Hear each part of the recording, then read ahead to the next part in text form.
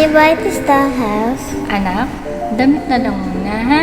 Pag nakaluwag-luwag na si Mama, tsaka natin bibilihin yan, ha? Okay? Hi, Mrs. Pinapabigay daw po ng customer sa anak.